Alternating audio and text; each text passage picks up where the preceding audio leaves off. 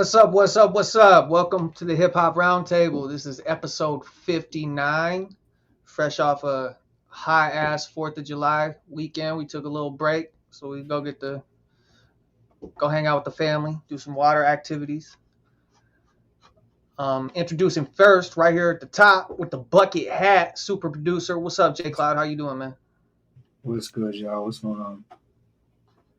And underneath me, pause, making his valiant return, a man of mystery, Mr. Hotep Silas. What's good with you, dog? How you feeling? How you feeling, man? I'm good. I'm good. I'm happy to be here, man. I'm happy to be here. And down there in the bottom right, about to do something mischievous, Mr. Southside Gun. What's good, Bubba? How you doing? What's happening? I'm alive, and that's really all I can say. I figured since you didn't have the opportunity to come up with a funny name since you're on hosting duties, I figured I'd take over for you. So today, the Demetrius.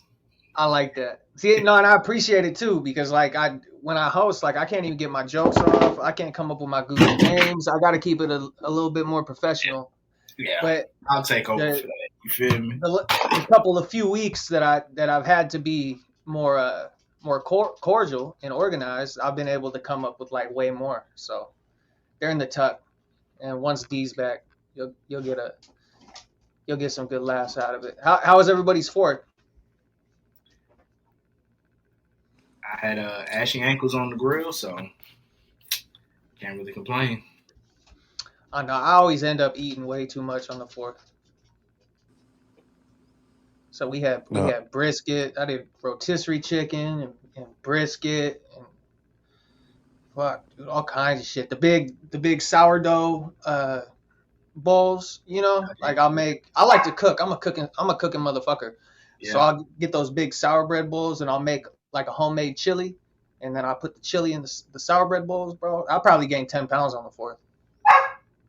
Yeah, I do some chicken, burgers. The typical stuff, but it was really just an opportunity. Grilling is very therapeutic, so I decided to go ahead and just do that. But I am gonna throw some salmon on the grill, hopefully tomorrow, just for the fuck of it. I love a good salmon.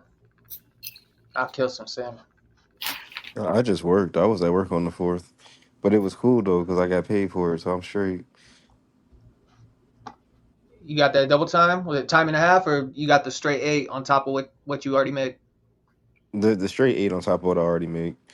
Yeah, I kind of prefer that because it's the same tax rate of a lesser number, so you actually end up not getting screwed as bad. And it helps me accrue more PTO faster. So I was like, yeah, it is what it is. I don't know nobody out here no way, so I'm gonna just go to work. Yeah.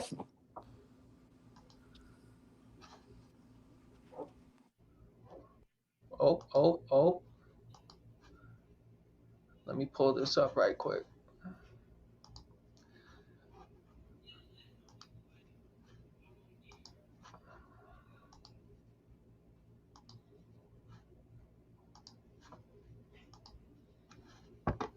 First up, we got Jay-Z, the reigning king of culture, detrimental, or people simply throwing rocks at the throne. So I don't know if you guys have been following up on this, but we're going to take a little look at this first video real quick.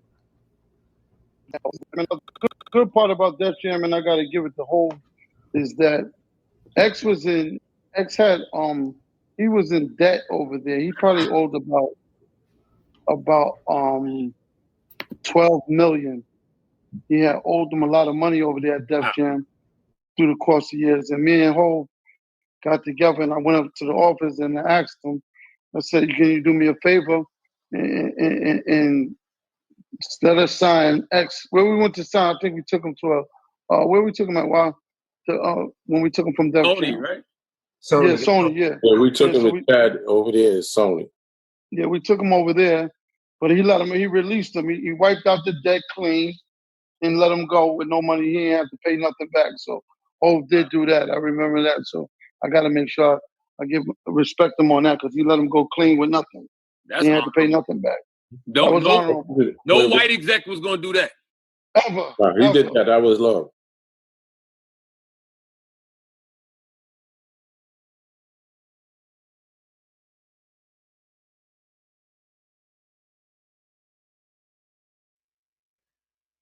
Yeah, man. I mean, I've never heard of Jay doing any like business, like bad business. It's just always been a situation of business that people don't like, which, you know, we'll get into later on. That might explain why DMX wasn't in Def Jam Fight for New York now. that might explain it. Because there's no way he went from being a boss battle to not in the game the second go round, which is crazy. Because everybody who was a boss in the first game was in the second game. He was omitted. Just throwing that out there. That shit crazy. He was there at that time. He was there at that time. Your commitment to make Def Jam Fight for New York references is unparalleled. I will never stop. You feel me? The shit is in the PlayStation 2. Well, no. Need for Speed Underground 2 is in the PlayStation 2. But I still got the game. You know me, I'm always fire that thing up. What somebody asked one time for the one time, you know. Fighting game king over here. All right, let's take a look at this next one too. We got a lot on this right now. This is where I fucked up. I squashed the beef between Jay-Z and Fat Joe. I don't give a fuck what anybody tells you. This is 1,000,000% me. I post a picture with Jay-Z. Joe calls me and says, "How do you get in contact with Jay-Z?" And I said, "No one gets in contact with Jay-Z. He gets in contact with you, motherfucker." That's a fact. That's a fact. And I was like, and he's like, "So how do I get in contact with him?" I was like, "I don't know. I just gotta wait for him to call me. I gotta say some funny shit on the internet." That's a fact. And it's so fucking true. If you don't say something you ain't supposed to say, that's when you get the call. Like if I don't drink Ace of Spades, he'll send me a clip. Nigga, why you ain't drinking Ace of Spades? Oh shit. All right, my bad. This is the type of shit it is. This is where I fucked up. I squashed the. Do y'all think like that presence of like being that untouchable has been a detriment like later in Jay-Z's kind of career? Nah, I think it speaks to the Lord. They speak on this nigga like he the boogeyman. I think it's beneficial in a sense of he's kind of it's the way they speak on him because he doesn't throw himself out and for the world to really see. You don't really know what he's doing, so you really can only go off of what everybody else is saying. So everything that's kind of said in interviews, you always got to take with a grain of salt because he's never gonna address anything unless he's gonna miraculously drop another album. But like, he don't talk about shit. Everybody else do the talking. But I think just for his own peace of mind, I think it works out for him. He's been Captain Mind My Business for well over a decade now, for the most part. And sometimes that's what you have to do. I think people, it's kind of like what T-Pain told Drake to just like gracefully just exit. And I think Jay-Z was one of those people who kind of gracefully just exited the rap scene to where he can come back and drop a verse, or he can do a project, or, you know, something like with the NFL, with the Super Bowl and shit like that. Like, he can come back out of nowhere and just do shit. But he kind of just gracefully just exited and kind of just was like, I'm going to just chill over here.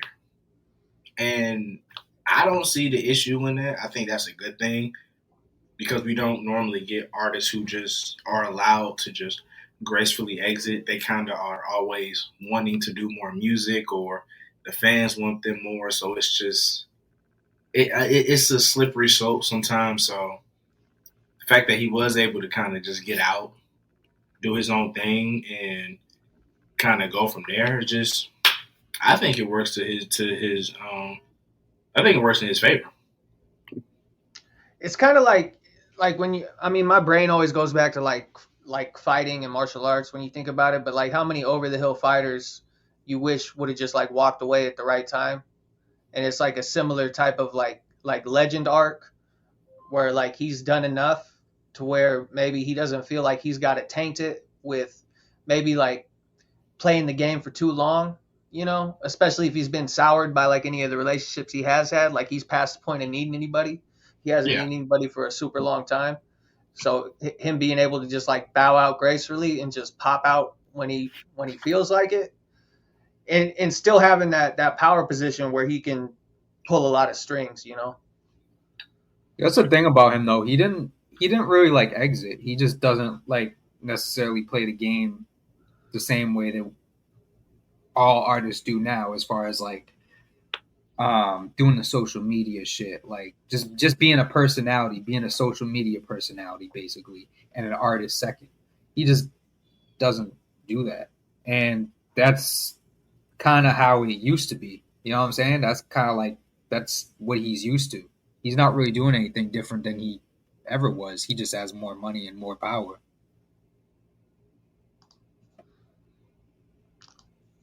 Let's see what Nicki been talking about. So she says, "Dear Jay-Z and Deseret, you ruin hip hop, you ruin football, you ruin basketball, you ruin touring, you ruin Instagram, you ruin Twitter. The jig is up. All of this is alleged and for entertainment purposes only." What's the incentive here? What's the play? What's It's a whole bunch of nonsense. She can't be this reckless, right? Hey, okay. So for the last 2 days, if y'all that woman is on cocaine. Thank you, Hotel. That's literally what I was about to say. Thank you. That's for the last 2 days, we have been making fun of this chick named Amanda because she's been known for being on cocaine. And if you've seen my tweets, you've seen other people's shit. All you gotta do is just type in Amanda at this point, and you see the jokes. But in a joking fashion, I thought this was just the rollout for the clips at this point. Because at this point, clearly she owns something. Because we got a Clips album coming out, and we got people crashing out, and you can tell she's clearly on cocaine. And this ain't even the worst tweet. The worst one was the extra long MLA formatted essay that she fucking wrote. And you just like you said, Cloud, this shit nonsense. Cause there's truly no the first thing I thought of when I saw this, I was like, what does this do for you? Like, what do you get out of this? No, you at home casually doing coke under pressure, trying to save your life through tweets. It's not looking good. Nobody. If you're gonna do coke, go to a party. I will say this though. The one thing that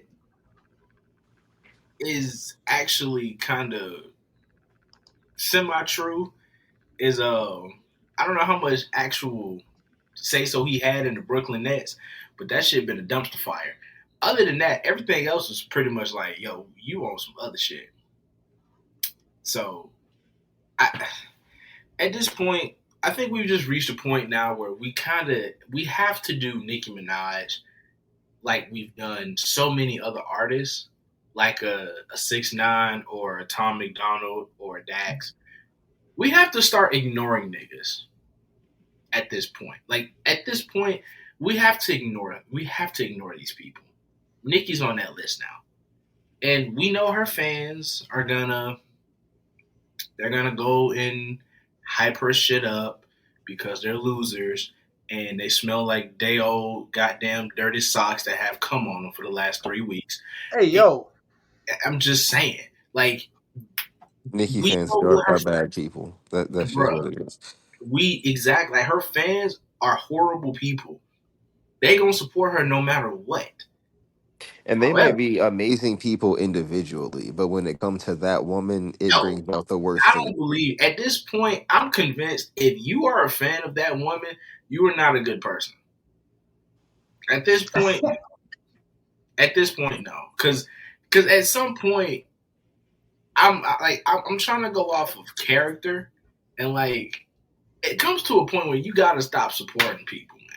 I mean, yeah, being 40 and then doing the whole like mean teenager thing, that shit gets on my nerves just from a corporate standpoint. I get tired of dealing with that in real life. You 40 acting like the mean girls. That shit pisses me off. It's like she peaked in high school. Yeah, that's what it is. A lot of It's like people she peaked in peaked high in middle school, school. and her personality was one of them high school personalities. You can't act like that as an adult in the real world.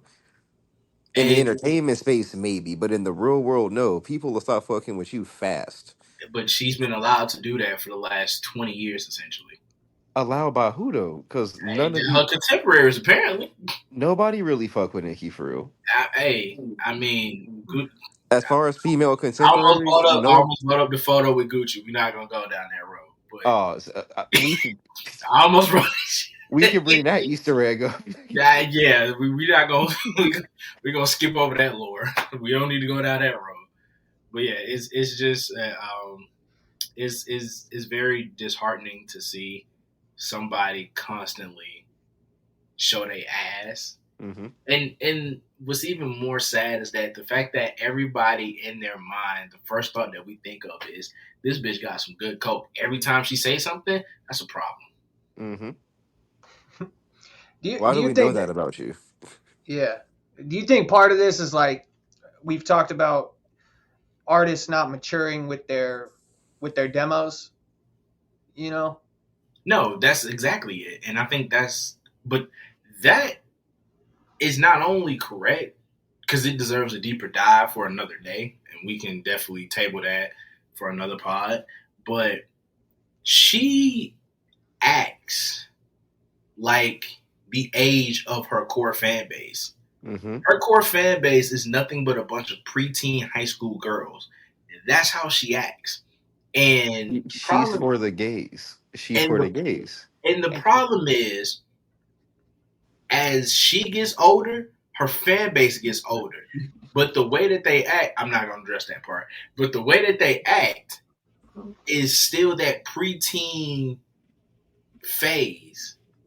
And it's embarrassing to see on everybody's part. Because why are we acting like this? And God forbid, the insults that they use, fat, P-O-N-K. I hate when they say punk and they spell it incorrectly on purpose. Oh my God, that grinds my fucking gears.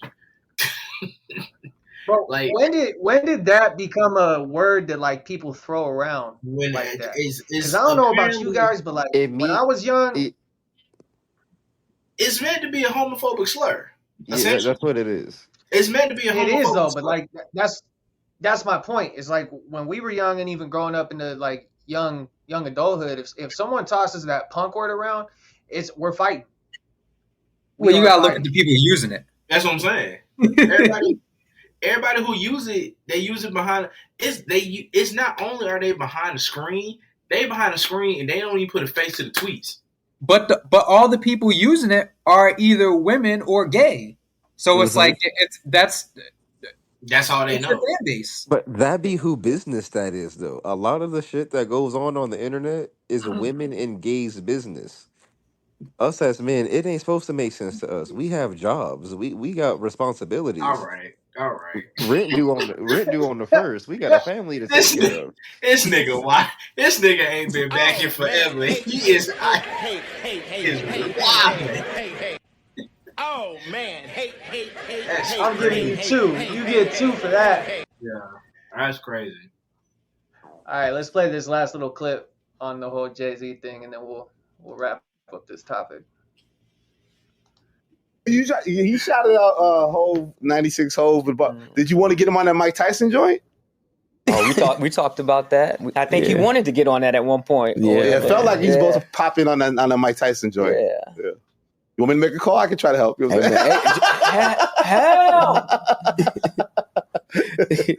No, but you said the fly shit though. It's better to have this business. You see, you've had great verses from him. Oh, for sure. But you know, this is business, and and they support creators. This has been great business. The squad over there, at Rock Nation, man. Yeah, man, this shit has been it's been really good, and it's good to like work with people who, you know, who are in it. They're in it like we're in it. So it's like we can pivot if something's going wrong, or we can, you know, make certain spontaneous decision making. Yeah. It's different than being at at one of the majors under those umbrellas, because it takes they're never that nimble. Mm-hmm, yeah. And this has been a very, very nimble process. So is it going still through the UMG system, or is it a separate distribution when it goes out to the world? We're going through Rock distribution. Okay, got you. Yeah. Like sort of like an independent. Yeah. Got you. So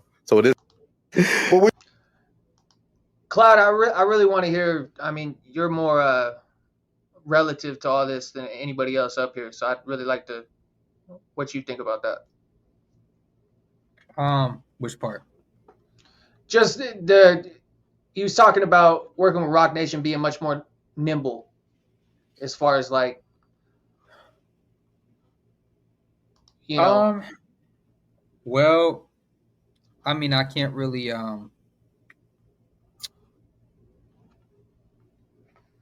say as far as like relative to like a major label system, because the little bit of experience I do have wasn't not really enough to compare. But as far as like Rock Nation, it's really just it's not really a label anymore. It doesn't really function as a record label, as like a major label. It's really just all distribution, because they kind of they changed the whole structure over there, and it's distribution. It's I'm trying to think of a way to put it. It's kind of like if you I'm not gonna say it's like a TuneCore or like a DistroKid, but it's they offer the same services and whatnot, but they just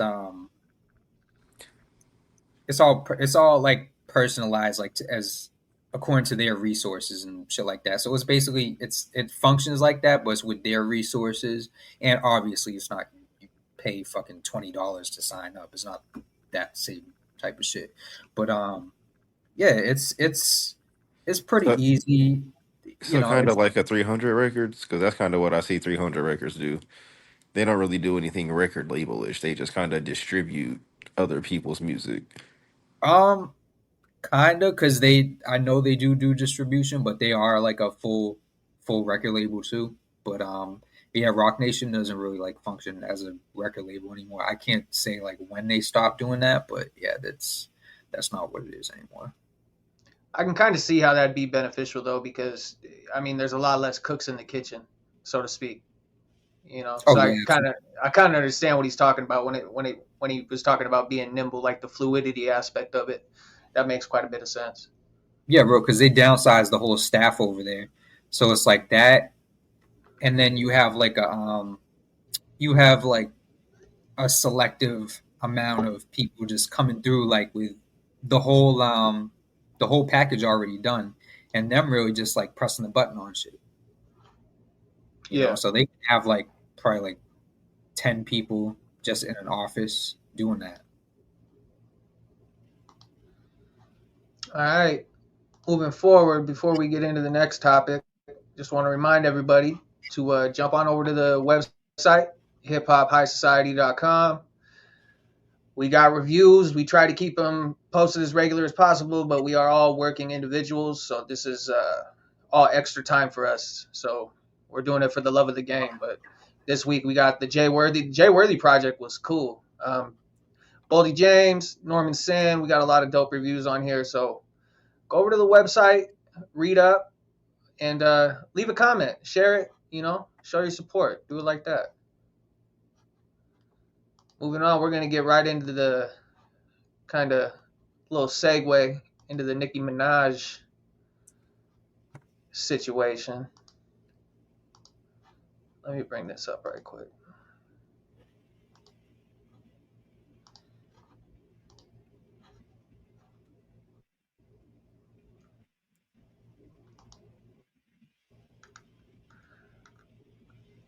What was that law again? Wahaha. I hate when people do that shit. I really hate when people do that. But it's in response to this post by Academics TV. It's the judge has denied Roc Nation and Megan Thee Stallion motion to dismiss a lawsuit where her homosexual cameraman claims the twerker forced him to watch her have a freak-off car sex with a woman inside a moving car while on tour in Ibiza in 2022. Judge Wood says the cameraman, who is gay, plausibly pleads that the alleged sexual encounter in the SUV in Ibiza created a hostile work environment based on plaintiff's sexual orientation. So, I mean, you kind of hit the nail on the head there, Silas, a little bit ago. But what do y'all think about that diabolical paragraph? Bruh, she quoted that shit like that negates the fact that she was married to a pedophile. Thank you. Like, not only married to a pedophile, you was out here robbing the victim's mother so that they wouldn't go through with the process of pressing charges and all this other shit. That bitch don't read the room, and that shit is embarrassing. She don't have no type of self-reflection type skills at all. She don't acknowledge none of the bullshit she's ever done. She can only point out what the fuck everybody else got going on. A lot of what goes on within that, like that rainbow culture, is they think being delusional is cute. They think being delusional is cute, and they say little shit to each other Hold like, on. What the fuck is rainbow culture, bro? Hey, bro, I love when Silas You shows are up. pocket. I knew what. Every time Silas shows up, I know what's about to happen, and this couldn't have been a better topic list, right? I just gotta my homie. I know Jeff Charles. We've been mutuals for long. He says so much for getting up on her good foot. You a fool, Jeff. Crazy. You a fool. No, but go ahead and elaborate on that, Silas, because I know where you're going with it. So yeah, these people. Where was I even going? Hold on. Let me regather my thoughts. So in rainbow culture, or with these people with like in LGBT land, you being delusional is cute. Like they think it's funny to be delusional. It's like it's a virtue for them to sit there and just lie, bold face lying. Like when Megan got on that interview with Gayle King and just straight up lied about having sex with Tory Lanez, the girls were like, "Yeah, she was." I would have got up there and lied about having sex with that man too. Like they were praising her for lying and being delusional, and it's just like when you argue with people like this, or when you get into like little Twitter disputes with people like this, nobody wins. These people knew they was wrong 20 minutes ago. They just trying to make you mad. It kind of that situation that happened with Boss Man D-Lo not too long ago, and I don't want to blanket smother a whole group of individuals, but you do see that a lot in those communities. Mm-hmm. It's like a thirst for the shock value type shit. You know what I mean? It's almost like a weird infatuation. You know, the apology was such bullshit, and it really touched on a lot of what I just said. Where dude was like, "Yeah, I was being a little delusional at the time." Like, what? That sentence don't even make sense. I was being a little delusional at the time and decided that I was gonna lie on this man and try to take down his entire everything he got going on for no reason outside of I was bored. I thought it would be funny if. So this next little screenshot with the post is Nicki Minaj on Jay-Z. Anyone still calling him Hove will answer to God for the blasphemy. Shut up. And down and down here she's talking. Is this why he was trending the other day? I don't know. To God be the glory. This is in reference to the paternity case shit that's going on. Jay-Z is trending because the judge has granted Raymir a request to move forward with this case, and the judge has demanded Jay-Z to respond to Raymir paternity lawsuit by July 18th. This is a crash out of epic proportions, and it's like I don't see the end game, and I don't see where she got the fuel for this. You know, like when you talk about something coming out of like fucking left field, this is that. She's unstable, bro, because it's like she's saying a whole bunch of shit that literally doesn't even make sense. If you really like read every single like thing that she's saying, because a lot of it was coming across my timeline. If you really like get into what she's like saying and trying to rope politics into it, it doesn't make any logical sense. There is no logical sense to anything that she's saying. She's just like tying like loose things, like Deseret, you know, such and such, and then she starts to tie it into like Kamala and Trump and the Democrats and Republicans and how he's manipulating these parties. And it's like, bro, that what does that have to do with anything? Next, you're gonna come out and say the Earth is flat. That's some chronically online shit. That's what that is. When you have too much time on your hands and you're too comfortable, and you don't have like daily adversity that you got to work through to like just get by and make ends meet. This is what happens. This is the type of shit you focus on. When Nicki Minaj Radio on Apple Music came out, I think that's when I stopped really like taking her seriously as a person, because that's when I realized she was stupid. Like that's when I realized this woman kind of a little bit stupid. And kind of a little bit is crazy because she's very stupid, but also she tweet her her tweets are like World Star Hip Hop comments and the dark web of Reddit combined. Like Nicki Minaj is a bitch. Nicki Minaj is a bitch. I would fuck in private, but I would never take her nowhere public. That's wow. She's not somebody I would be seen outside with. Yo. To freedom! No, she's not at no tables with me. You're a freaky fraud. No. I couldn't. That's why people stop dignifying this shit. Like trying to like validify the shit. Like it's nonsense. Sometimes you can't throw nobody bail. Sometimes you got to keep that bail in the tuck, bro. You can't just be throwing everybody bail just because you had just because you were at one point a fan, or you think there's going to be this great like comeback type shit. You just got to be objective when this kind of shit happens. But yeah, like if Nas got on Twitter and started doing this shit, I was like, okay, bro. I like the old shit, but it's a wrap. Like, just people need to learn when to, I think this is one of those cases where it's like just where you can and should separate the art from the artist. Like, bro, you like if you like the music, just like the music. Like, but you gotta be serious. Like, you gotta acknowledge that this person is like fucking out of their mind. And that's the problem a lot of people have with Kanye too. But it's like she makes hair salon gossip music, and you have to be a certain type of person to really just digest that. Yeah, but a lot of those, I'm sure she's lost a lot of like the people that like, I don't want to say barbs, but that wasn't the entirety of her fan base. Like a lot of women fucked with her. So I would say she's probably lost a lot of her fan base over the years. Like every time she does this. Well, there's no music. There's no music on top of that. Yeah. If this was leading into some sort of project or some sort of bullshit social media rollout type thing, then I could at least see the instigation behind it, But without, that's what I was talking about, the end game. Without any music to promote or drop, it's like, what's your play here? I just want it to end, man.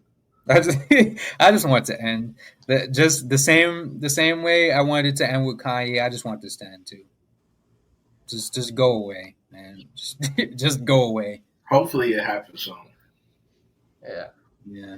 Don't wish any harm, but like just go away. Like go live somewhere.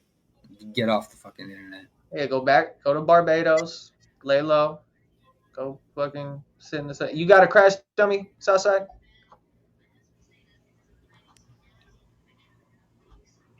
Oh yeah, I got one. Are you ready? Oh yeah.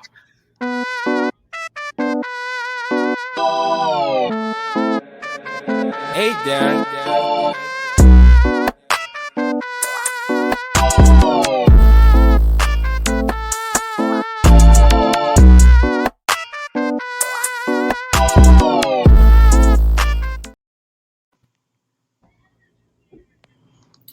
So, somebody was actually getting ready to drop an album that has been pushed back 4 times now at this point.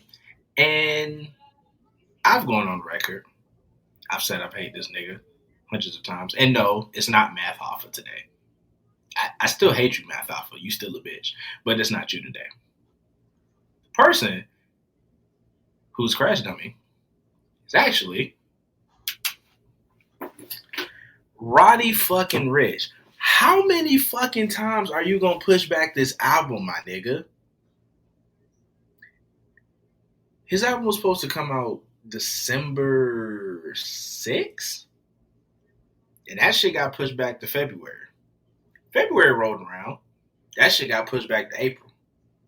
April rolled around. That shit got pushed back to July. And then right before it was supposed to drop, I think it was supposed to come out this Friday with everybody else's shit. I could be wrong. Don't quote me on that. But then it got pushed back from July to October of this year. So your shit was supposed to come out in 2024. And it's probably not going to come out in 2025. Now, don't get me wrong.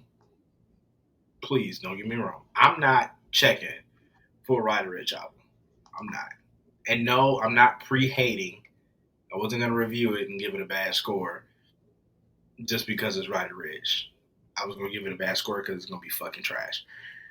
But the point is, you're not Chief Keef. You cannot push your album back 7, 8 fucking times and think everybody's supposed to give a fuck about you. You do not have motion like that. You are not a legend. Get it together, my nigga. I don't know what you got going on with your label, which team.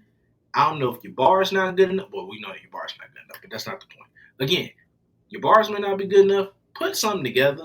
Because I'm sick of seeing these bitch-ass niggas complain on Twitter that your shit keep getting pushed back. And I'm sick of seeing NPR literally post this bullshit album cover where you're trying to show your green eyes.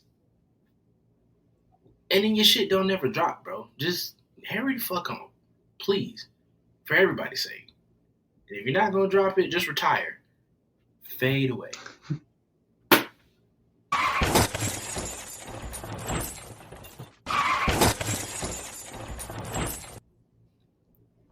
There you have it. So now we're going to get into our next little segment, Dub or Dud.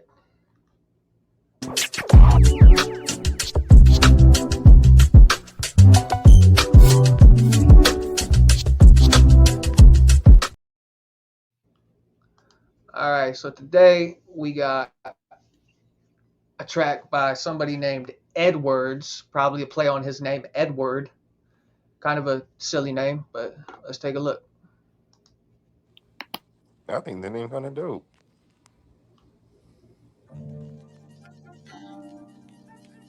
Yeah.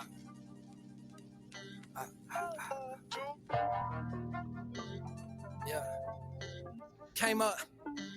Look, I came up gunning from the ditch. Lot of trouble in the sticks.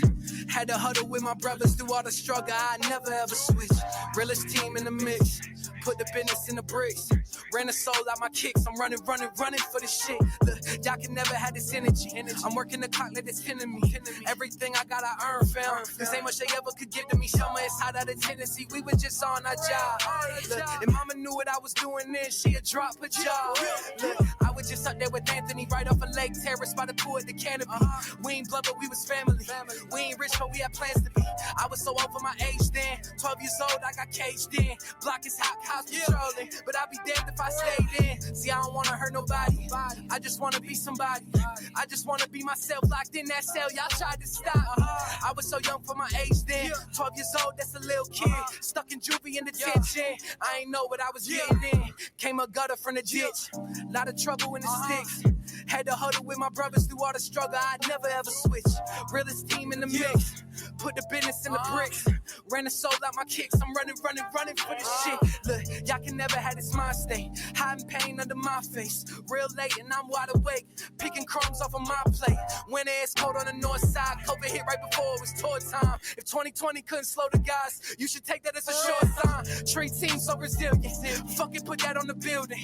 So the whole city feel it. From the mud it's rough, but we built it. And it's through to the AM, I'm raising the ball. So high, I get FM and AM, I'm aiming the K and it's straight at the game. Turn the shit to a shootout, man. Look, mistake me for a luau dang. Luke Kang flow so propane. Look, loose change could've went insane. Look, made it through like it ain't no thing. Well, hard work, put it on my name. Went hard like it ain't no thing. Look, take an L, but it ain't no stain. Bounce back, put it on my name. Whoa.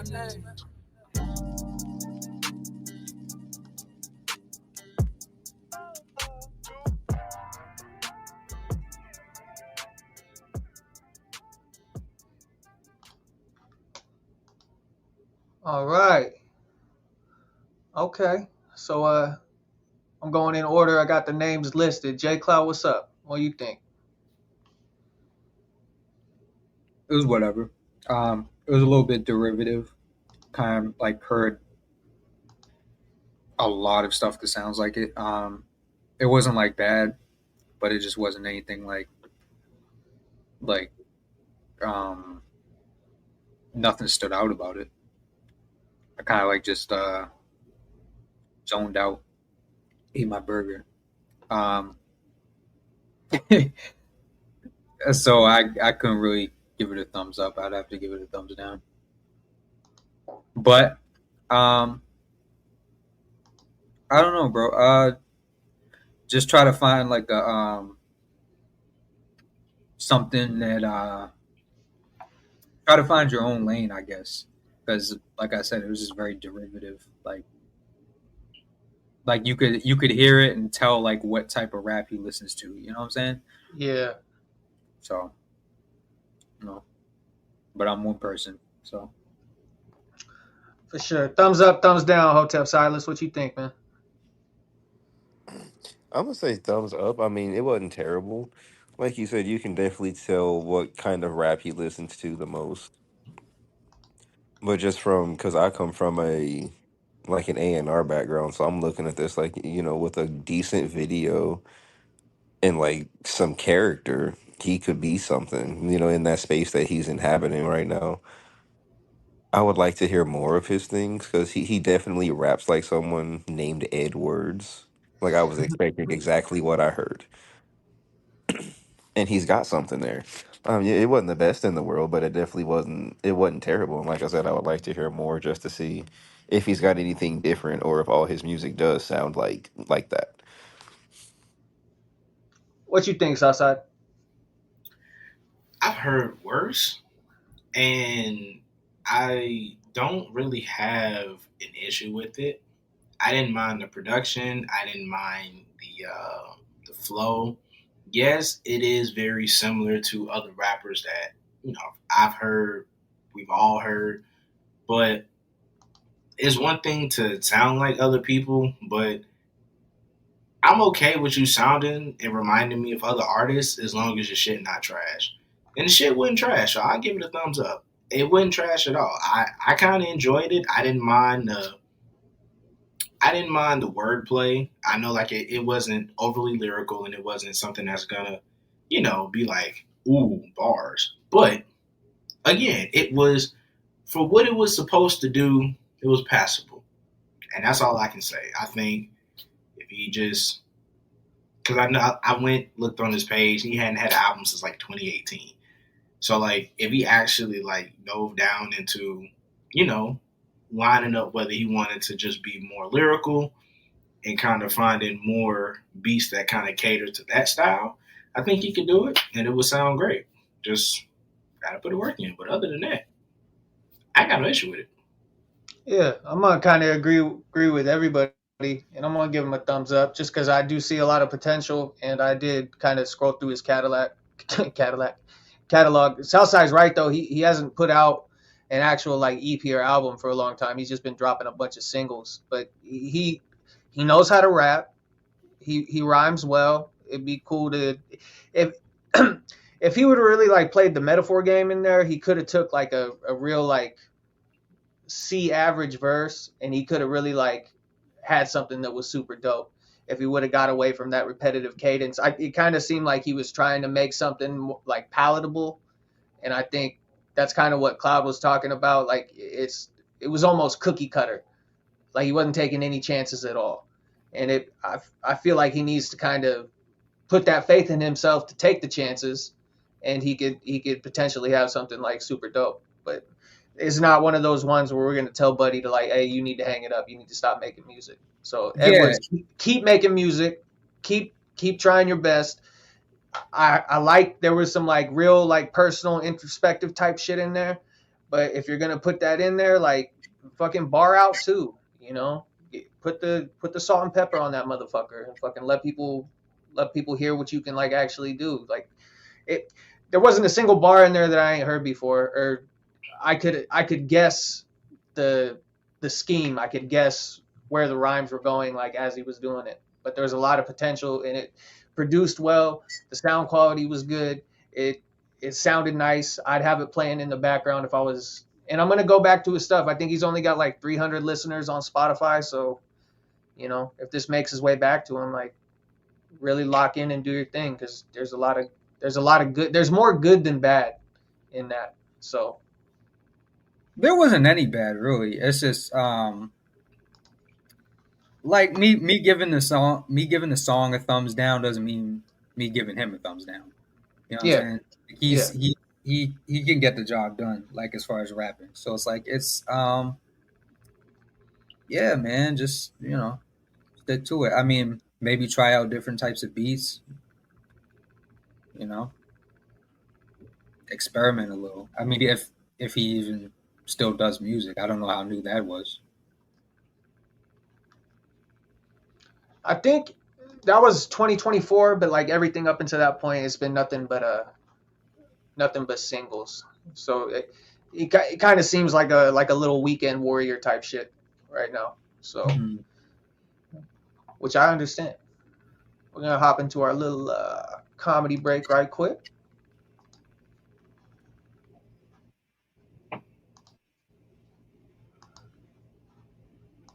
Woman, but I found me a I love how you be holding me down. Might have wanted you a ring, but I gave you a crown. With a shorty like you, how could I ever bounce? You ask if I'm your dude for life? No doubt. I'm in love with your body. I can buy you an apartment.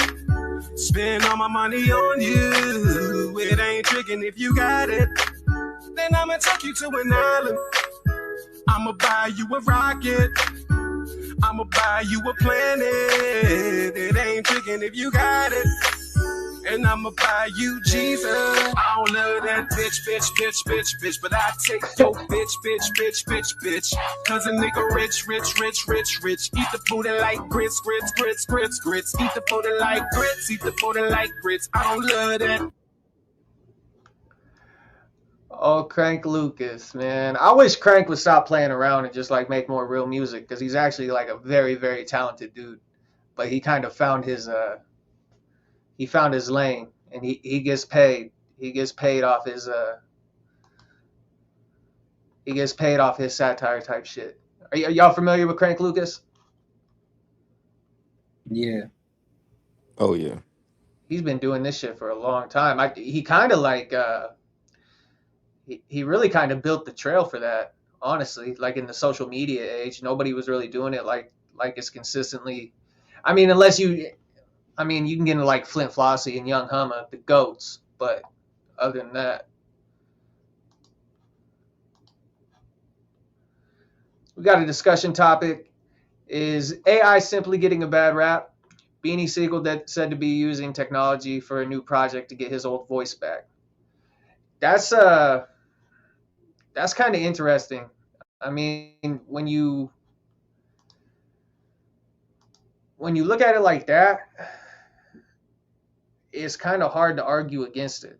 Because like I have to put myself in a position where like I lost my voice and I don't have the same sound that I used to have, whether it be illness or whatever. So I mean, from that aspect, I kind of think it's dope for him to be able to do that. Yeah, this is dope, but what I don't want people to do is conflate this with the issue, because the issue that people have with AI is with generative AI, not assistive AI. Assistive AI is when you're creating tools like that help you fulfill human tasks, like such as like auto tune, like that's a pitch corrector, stuff that like gets like tasks done and shit like that.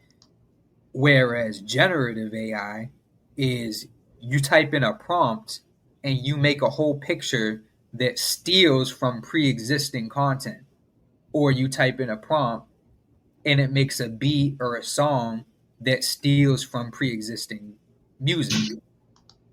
And what I don't like about this is people are going to conflate, oh, see, AI, it's all good. Like, just see, there's nothing wrong with AI. Y'all are bugging. No, so people need to be clear when we're talking about AI, as far as like what specific, like, because people, it's almost the same thing as when people were doing the whole, when people were tearing apart fucking Erykah Badu and Alchemist. They were doing the whole thing because they did the whole thing where they made a video, like there was completely generative AI, and people started comparing that to so sampling or NPCs, like that's AI or that's stealing, and it's like we've just got to stop. Like we've got to start specifying exactly what the exact problems are. And yeah, there's, as far as this goes, there's nothing wrong with this. I'm for this. Whoever's not familiar, I think it was 2013, 2014. Beanie Segal suffered a issue to his vocal cords from being shot, and this is one of those things. Like you're not gonna tell a paraplegic he can't go get no metal legs to run a 400. You know what I mean? Yeah. So it's like but I see what Cloud's saying. Like he doesn't want it to be used as like a Trojan horse to kind of direct the whole conversation in a different direction. Like the whole video shit with Alk and Erykah Badu, I thought that shit was so silly, and it's like super selective depending on who uses it, because Jody High Roller has been on one of the craziest AI video runs of the year. He has completely given up shooting anything original. Yeah. He's just doing, and the shit's fire. I don't know if you've seen like any of his drops in the last few months, man. Shit's insane. And but it's stealing from pre-existing content. That's the issue. Yeah. It's like a hodgepodge of shit. What I'm saying is the selective outrage type aspect of it. Well, no one gives a fuck. No one gives a fuck about what Riff Raff is doing in 2025. Yeah, you're right. Nobody gives a fuck. But I also think that it could be beneficial.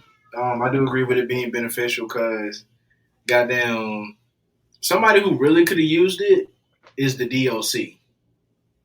If Beanie Segal's using it to kind of fix his vocal cords, somebody like the DLC, who we all know could have been one of the greatest, and then that accident happened, and it was just like, damn. Especially because, like, I remember just growing up, because I knew about the DLC, but I didn't hear his music enough. But when you fire up that Grand Theft Auto San Andreas and you hear DLC come on the radio, you driving down about to go shoot the ballers, like you locked in, you like, damn, like this is the only song I've heard from him. What else does he have? And you go see he only got them 2 albums. You like, fuck. Yeah. When AI was very prevalent back then, that could have been something that would have helped save his career and, you know, gave it a little bit more longevity. I do appreciate what Dr. Dre, you know, attempted to do for him. It just didn't work out the way that it was supposed to. But just like Beanie Segal's doing now, I think that would be beneficial to him. And it could be beneficial to a lot of people who just don't have great vocals at this point due to accidents or things that are kind of out of their control. So it can be beneficial. I just think that, you know, there's always going to be that 1-2 people who are going to just abuse the system, do some bullshit with it, and then you end up with a situation, you know, like Alchemist and Erykah Badu. So, you know. But that's the thing, though, bro. It's not the same thing. And that's where we run into the issue of people conflating it all. Like, all AI is not the same. So it's like, this is fine. Stuff like this, where there's still a human element to it. You know what I'm saying? You're still the one writing the fucking verses and hooks and shit. You're still the one performing it. You know? I just couldn't imagine that kind of pain to go through that. Like, if you're an artist and you lose your voice, that's crazy, dude. That's like, man, like, I couldn't imagine going through that. So him having an opportunity to like kind of remedy that and do what he's passionate about, like, you got to be a special piece of shit to not co-sign that. You know what I mean? Yeah. But salute to Beanie Segal. I hope it works out for him, man. If we get more Beanie music, I'm all for it. Next discussion topic is, are legendary artists appreciated more overseas than stateside? Has the American hip-hop audience grown fickle? Or is this a case of low supply, high demand?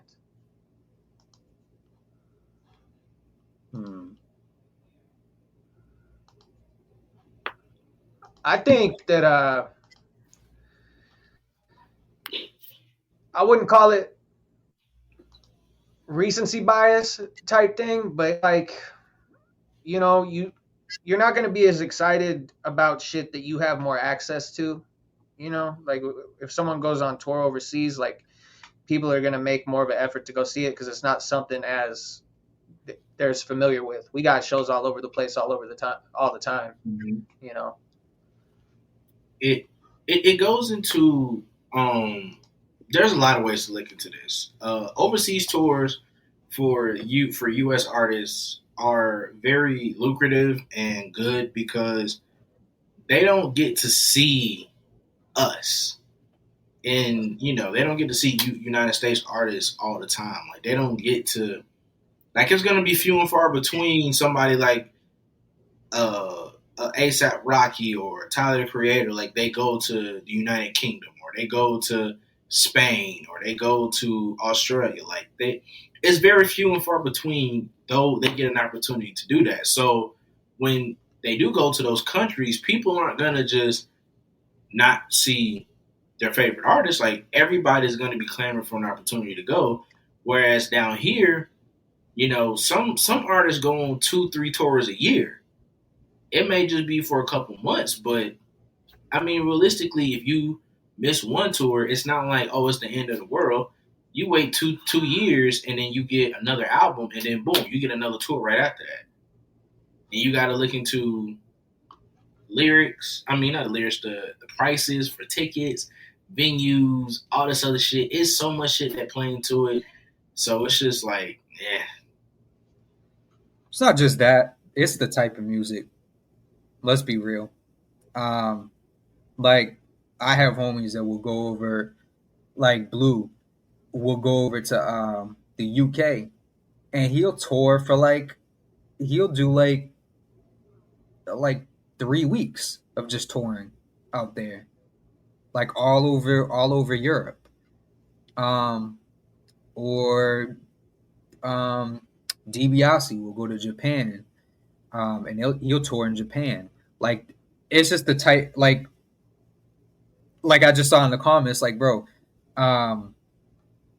America doesn't really fucking respect hip hop like that.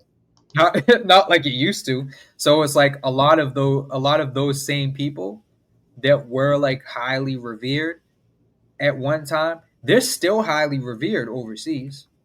You know what I'm saying? Like people like Japan loves fucking 90s hip hop. Like that never faded. But they're still breakdancing. They're still breakdancing on cardboard. You know what I mean? Like they love that shit. Yeah, they appreciate hip hop more than we do. You know what I'm saying? Let's you know. And the homie, he's a follower of the page. We interact with him, the urban yogi. He says the culture isn't respected where it's from. And he makes a good point because it's like, I mean, I'll dilute it to something like super simple. If you go to like a super authentic ethnic restaurant, like some like real Italian food type shit, like you're going to get excited about that. But if you're in Italy, if you're Italian, like that's just food. You know what I mean? There's not the same, the ambiance isn't the same. And our biggest export as Americans is culture. That's our number one export above everything else. When it comes to culture and music and shit, like we definitely lead the way. Like no singer from Denmark is selling packed out shows in St. Louis. Like it's just a different thing. So I think when you get the clamoring aspect of it, not only do they appreciate it more, it's not foreign to them. It's foreign to them in the sense that it comes from here, but it's not foreign because the access is they can be so familiar with it that they can get really excited for it, you know? And it's not just hip hop and music either. Like you see it a lot in boxing and martial arts. Like the crowds in Europe and Japan have such like a deeper appreciation. When you in the United States, if you ever go to like a live fight, everyone's drunk. They're shouting stupid shit like that. Like overseas, they're respectful. They appreciate like all the really small intricacies of it because it's something that they had to like adapt to and learn because it's not something that they have there, you know? Yeah, I agree with that. Ooh, next discussion topic. Master P announces retirement. Is retiring from music truly a thing? For argument's sake, what's P's place in history? When's the last time he put out music? I mean, he been making snacks. Exactly. He been making snacks for like the last few years. I mean, he really hasn't done anything. So I don't know what he would be.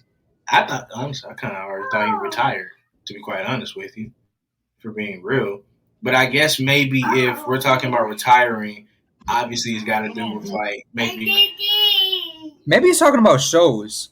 It's got to be that. Yeah. It's got to be that. But I didn't even know he was doing shows, to be quite honest with you. Yeah, but let's take a look at this little video because are you clamoring to go to a Master P show? I wouldn't know he had any shows. That's the thing. Even if I knew it, I don't think the answer would change. It's still no. But I don't think anyone knew unless they were looking. To think about it though, you know how like low key of a show that would be, dude. It's a bunch of unks. Like no one's turning up. Everybody's back hurts. Everyone's chilling. Let's watch this little video. Bro. Come on,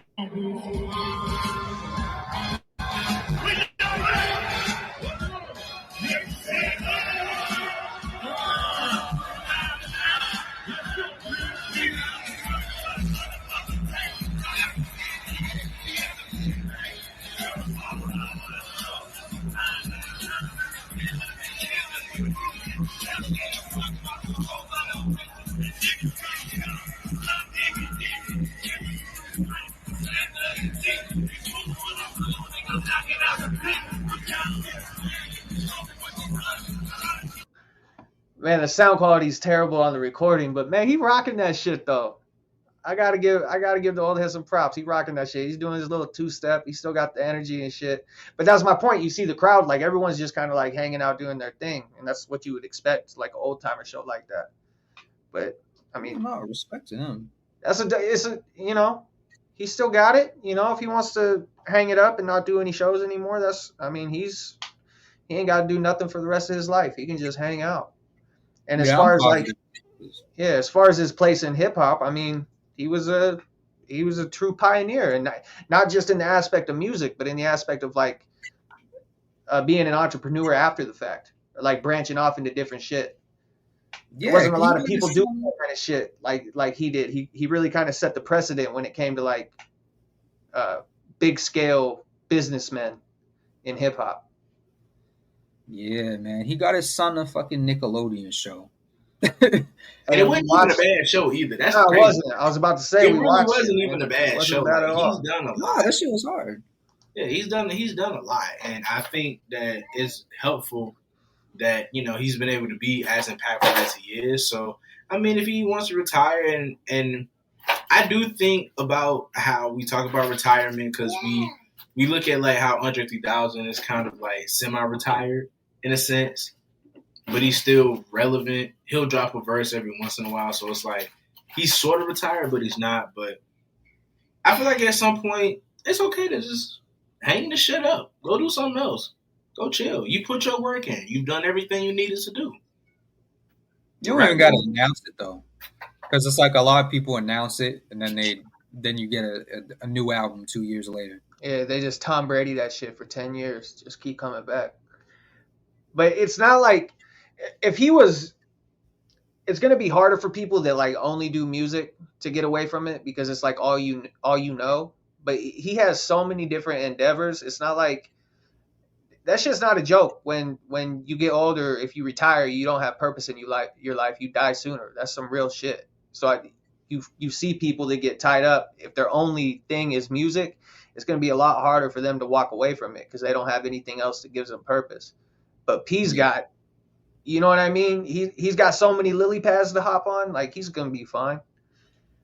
So shout out to Master P. We appreciate you, dog.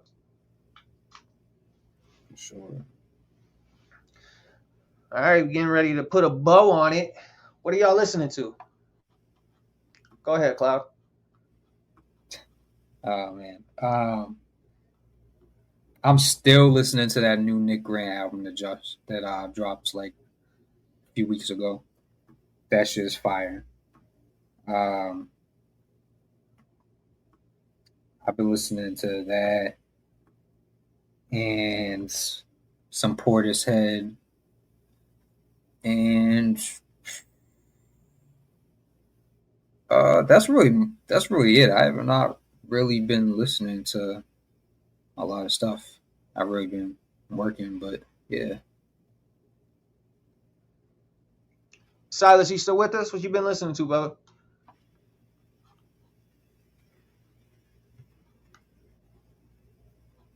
Oh, he must have skipped out. Go ahead, Southside. What you bumping?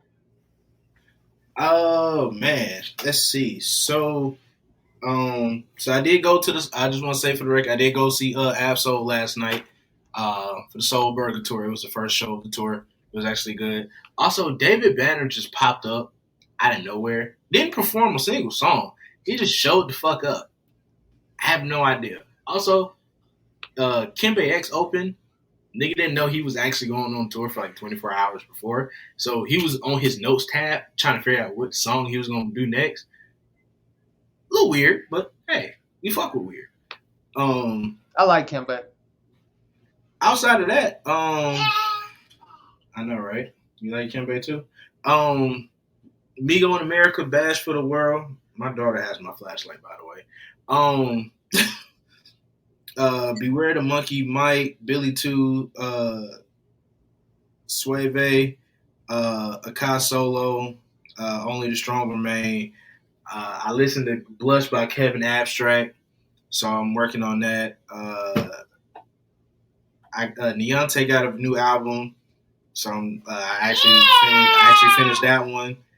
2 Slices, so a couple, like 2 singles from Michael Christmas. So I checked that out. 518 Forest by Tech 9. I thought that was actually a pretty good project. Wild by Russ. And then realistically, man, just everything that's really on the Weekly Jams playlist. Why are you crying? Oh, hold on. Yo, I really wasn't mad at that Tech 9 project. Him getting like a little bit more introspective and actually like rapping real life shit was kind of refreshing. It was kind of cool. So I did spin that, but I've been a little bit of Smoke Dizza.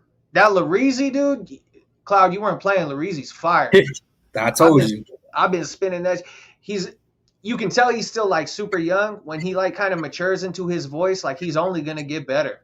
You know what I mean? Like, cause he's got to be. I don't know. He sounds young. He's not even like he's under like 20. Yeah, that's what I'm saying. So like once he's already got like that his voice, like it's hard to explain, bro. It's like a hi-hat. He's got one of those hi-hat voices where it just kind of like cracks on the track. As he matures, like I'm sure that's gonna like level out a little bit. But man, he's filthy. He's filthy. Yeah, man. He's one of those dudes. He makes his beats, but he's one of those dudes where like you'll think it's just like some subtle lines, and then you go back and listen to it again. You're like, oh, okay, like, buddy's rapping.